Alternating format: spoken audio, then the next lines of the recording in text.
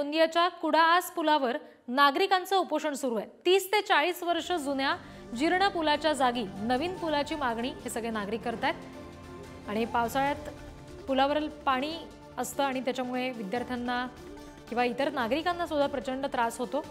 दरवर्षी अनेक दिवसांसाठी तालुक्याशी संपर्कच तुटतो आणि प्रशासनाचं मात्र याच्याकडे दुर्लक्ष होत आहे असा आरोप या नागरिकांचा आहे। त्याच्यामुळे ते आंदोलन करतात।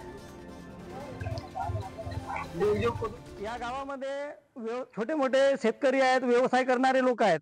त्यांना आठवड्यात मार्केटला जावं लागते। त्या पावसाळ्यात जर पूल बंद राहिला तर इथच्या शेतकऱ्यांचं भरपूर नुकसान होते आणि आमगाव जाण्याचा मार्ग इथं आपल्याला आहे नाही। जर आमगाव जायला लागलं तर आपल्याला 8 किलोमीटरचा प्रवास करण्यासाठी आपल्याला 25 ते 30 किलोमीटर करून जावं लागते।